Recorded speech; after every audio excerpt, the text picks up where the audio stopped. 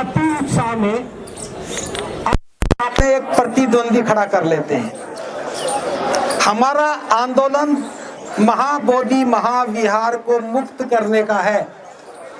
ये बौद्ध वर्सेस हिंदू आंदोलन नहीं है, ये बौद्ध वर्सेस ब्राह्मण आंदोलन नहीं है, क्योंकि वहां जो लड़ाई लड़ रहा है वो एक व्यक्ति है। उस एक व्यक्ति ने अपने साथ 4 बना लिए और 4 के साथ 5वां डीएम हो गया। मामला इसकी ताकत एक्ट में है, धर्म में नहीं है। तो जो भी वक्ता जहां पर भी कोई बात बोले तो एक बात कहिए, महाबोधि महाविहार बौद्धों का है, दूसरे धर्म के लोग वहां पूजा क्यों करें। और सबसे बड़ी बात, जब देश में 26 जनवरी 1950 को बाबा साहब डॉक्टर अंबेडकर द्वारा लिखा हुआ संविधान लागू हो गया,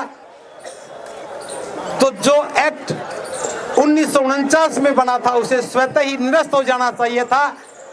एक साथ देश में गैर संवैधानिक एक्ट काम कर रहा है, सरकार को यह बात समझ में आनी चाहिए। तीसरी बात मैं कह रहा हूं, अभी तक ये हमें मिला क्यों नहीं। इसमें मैं किसी को दोष नहीं दे रहा हूं। जब पहली बार 1892 में लड़ाई लड़ी गई, उस समय भारत का कोई बौद्ध लड़ाई नहीं लड़ रहा था। श्रीलंका से अनागारिक धम्मपाल आए, उन्होंने लड़ाई लड़ी। पहला मुकदमा वो जीत गए थे, हाई कोर्ट में हार गए थे, तो वहां से हमारी हार शुरू हुई। अनागारिक धम्मपाला के साथ भारत का कोई बौद्ध नहीं था। जब ये कमेटी बनी, डॉक्टर राजेंद्र प्रसाद को इस जिम्मा सौंपा गया, तो एक कमेटी बनाने वाले और कमेटी में सारे वही लोग थे।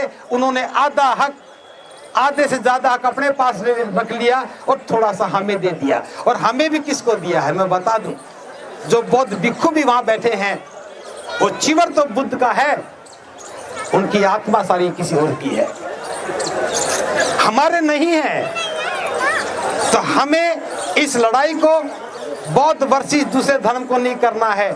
हमारी ताकत इस बात में कि ये एक्ट खत्म होना चाहिए, गैर संवैधानिक है। और भारत का संविधान प्रत्येक धर्म को उस स्वतंत्रता देता है कि वो अपने धर्म के अनुसार पूजा अर्चना करें। हम बौद्ध लोग हैं। बौद्ध गया से सिद्धार्थ को संबोधि मिली, अज्ञानता के विरुद्ध एक आंदोलन चला, कर्मकांड के विरुद्ध एक वातावरण बना, पूरी दुनिया को शांति का संदेश दिया गया। और आज भी जब हम बात करते हैं तो भारत की गरिमा बोध गया से है, बुद्ध से है, और उसी बुद्ध की विरासत पर किसी और का कब्जा है। आज बाबा साहब की अनुकंपा से, बाबा साहब के बुद्ध की शरण में जाने के बाद हमें समझ में आया कि वो हमारी विरासत थी। अभी तक उस विरासत की लड़ाई कोई और लड़ रहे थे, आज हम लड़ने लगे हैं, इसलिए जीत की संभावना पक्की है। दूसरी बात, एक बहुत बड़ा ऐसा विचार हमारे बीच में डाल दिया गया, जो कोलकाता के हाई कोर्ट में जो फैसला हुआ था वो इसी बात के आधार पर हुआ था। उन्होंने कहा कि बुद्ध विष्णु के 10वें अवतार हैं, इसलिए हमें पूजा अर्चना करने का अधिकार है। और इसी बात को आज भी कहते हैं कि बुद्ध विष्णु के अवतार हैं। क्या ये बात बुद्ध बोल करके गए हैं? अगर बुद्ध बोल के जाते तो हम भी स्वीकार कर लेते। तुम किसी को कुछ भी कहोगे, हम स्वीकार नहीं करेंगे। और मैं तो ये कहता हूं, अगर इतनी बात समझ में आ गई कि वो विष्णु के अवतार हैं, तो पहले बुद्ध की बात को मानो। बुद्ध ने जाति पाति का विरोध किया, अपनी जातियों को खत्म करके बुद्ध विहार में आइए, तब पता लगेगा कि 9वें या 10वें अवतार कौन से हैं।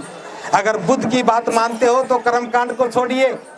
अगर बुद्ध 10वें अवतार हैं तो हर मंदिर में बुद्ध होने चाहिए और हर मंदिर में बौद्ध भिक्षु होने चाहिए। लेकिन भिक्षु स्वीकार नहीं करेगा, क्योंकि भिक्षु पूजा नहीं करता, भिक्षु कर्मकांड नहीं करता और भिक्षु किसी का ऐसा महिमा मनन नहीं करता। हमारा आंदोलन बुद्ध विहार की मुक्ति का है और हम तो सरकार को बताना चाहते हैं, इस एक्ट को बदलो, ये गैर संवैधानिक है। एक बात और कही जाती है कि संख्या कम है। बोध गया की बात कहेंगे कि धरने पर कम लोग बैठे हैं। इस बात के लिए मैं बता रहा हूं, जीत और हार संख्या बल पर नहीं होती है, जीत और हार सत्य पर और असत्य पर होती है। हमारा पक्ष मजबूत है, वो बुद्ध की धरती है, वहां सिद्धार्थ बुद्ध बने, हमारी विरासत है। इसमें संख्या बल कहां से आ गया? क्या 4 लोग जो पुजारी बन के बैठे हैं वो 4 लोग ज्यादा हैं, या यहाँ 4000 भिक्षु देश में घूम रहे हैं वो ज्यादा हैं? बात संख्या की नहीं है। अगर एक व्यक्ति भी नैतिकता के आधार पर आवाज उठाता है तो उसकी आवाज को सुनने का सरकार का दायित्व बनता है। ये हमारी मांग नैतिकता की है। और एक आवाज को बुलंद करो। जो लोग गलती से महाबोधि महाविहार में बैठ करके पूजा कर रहे हैं, कामना करो कि उनको समझ में आ जाए। उनके भाइयों को समझाओ कि अपने भाइयों को कहो कि नैतिकता के आधार पर महाबोधि महाविहार को खाली करें और बौद्धों को उनकी विरासत सौंपें। ये देश का भाईचारा बना रहना चाहिए। एक छोटी सी बात और इसमें मैं डाल रहा हूं। बातचीत करते समय ये सोशल मीडिया के सभी लोगों से भी मैं बात कर रहा हूं।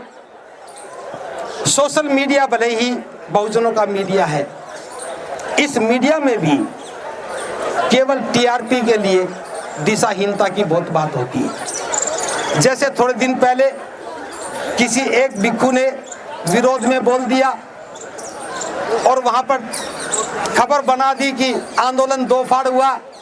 एक भिक्षु के बोलने से 2 फाड़ नहीं होते, 50 भिक्षु भी विरोध में बोलेंगे 2 फाड़ नहीं होगा। अतीत की गलतियों को लेकर के वर्तमान में बात करना ठीक नहीं है। ये मुद्दा ना धन का मुद्दा है, ये मुद्दा ना नेतृत्व का मुद्दा है, ये मुद्दा भारत के बौद्धों की है, हमारी नैतिकता का सदाचरण का मुद्दा है, हमारी विरासत का मुद्दा है। हम इसको भटकने ना दें।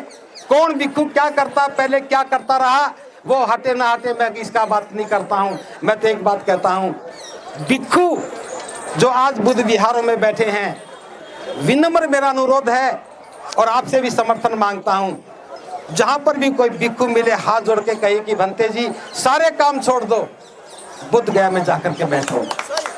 सभी भिक्षुओं को बौद्ध गया की ओर भेजो। ये लड़ाई बौद्ध भिक्षु लड़ेंगे। आपके पास बहुत सारे काम हैं, आपको नौकरियां करनी है, परिवार का पालन पोषण करना है, बस आप तो खाने पीने की व्यवस्था करते रहो। लड़ाई लड़ने का काम भिक्षु करेंगे, लेकिन उसमें भी आपको साथ देना होगा। भिक्षुओं को कहो भंते जी विहार खाली करके उस वहां जाके बैठो, हमारा बड़ा घर वो है, ये छोटा घर है, जब वहां जीत जाएंगे तो फिर लौट के आ जाएंगे। तो आप सब पे काम करना है। इस बार 14 अप्रैल को जब बाबा साहब की जयंती मनाओ, बाबा साहब की जयंती में स्टेज पर एक ही कटआउट होना चाहिए। महाबोधि महाविहार का एक बड़ा सा चित्र कटआउट बना करके लिखना चाहिए कि बाबा साहब आपने भारत को बौद्ध में बनाने का सपना संजोया था, और जब तक ये महाबोधि महाविहार मुक्त नहीं होगा ये सपना साकार नहीं हो सकेगा। हम उसके लिए संघर्ष करेंगे। इस बार का 14 अप्रैल महाबोधि महाविहार को समर्पित कर दो। और अगली बात, बुद्ध पूर्णिमा कोई भी अपने घर पे नहीं मनाएगा, कोई भी अपने शहर में नहीं मनाएगा। हम सारे लोग बुद्ध पूर्णिमा मनाने के लिए बोध गया चलेंगे। जो पैदल चल सके वो पैदल चले, जो बाइक चले, कार वाले कार लेके चले, रेल वाले रेल में चले, बस वाले बस में चले, हवाई जहाज वाले उड़ करके चले जाएं। लेकिन बुद्ध पूर्णिमा हम पूरे देश के लोग मिलकर के महाबोधि महाविहार की आजादी के लिए वहीं पर मनाएंगे, बोध गया में मनाएंगे। अगर मेरी बात का समर्थन करते हो तो जोरदार हाथ उठा करके ताली बजाओ। और आप जितना जोर से नारा लगाते हो, इतनी बात बस पड़ोसी को समझा दो। मैं तो एक बात और कहता हूं, देखिए मैं बता रहा हूं, गलतफहमी पाल के मत बैठना कि यह आंदोलन जल्दी खत्म हो जाएगा। भारत के इतिहास में 132 वर्ष पुराना आंदोलन है ये, देश की आजादी से पहले शुरू हुआ था और आज तक सरकार इग्नोर कर रही है। सरकार इग्नोर कर रही है, हमें गौर करना है। खत्म नहीं होने दूंगा। सरकार इग्नोर करेगी, हमें गौर करना है। और गौर क्या करना है? अभी तक हमारी आवाज में दम नहीं था। जो हमारे भाई बौद्ध नहीं बन पाए हैं उन्हें तेजी से बौद्ध बनाओ।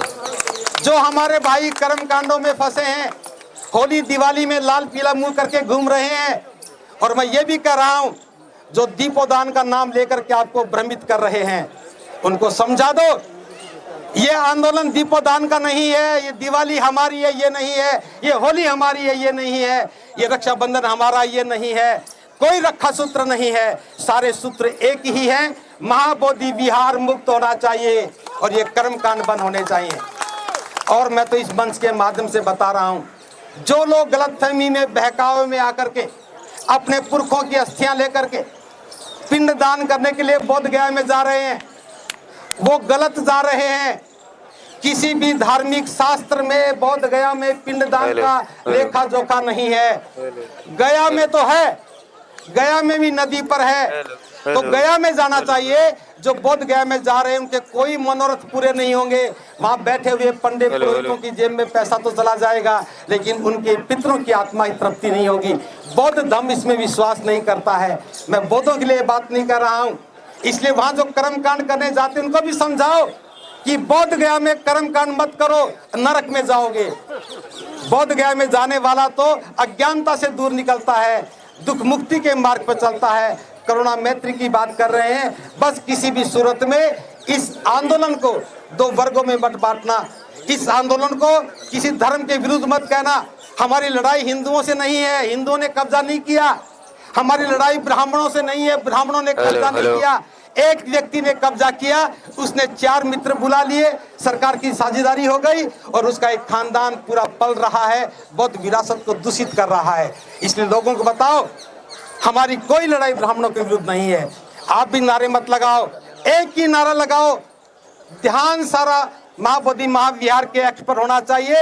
ये एक्ट खत्म हो जाएगा, सारी समस्याएं खत्म हो जाएंगी। लेकिन हमें भी ईमानदार बौद्ध बनकर के आंदोलन में भाग लेना होगा। बस बहुत ज्यादा बात ना करते हुए अंत में इतना कह रहा हूं, जितना जितना सरकार इग्नोर करेगी हम इस पर ज्यादा गौर करेंगे। तुम इग्नोर करो, हम गौर करेंगे। महाबोधि महाविहार हम लेकर के रहेंगे और ये बीटी एक्ट 1949 निरस्त करो, निरस्त करो, निरस्त करो।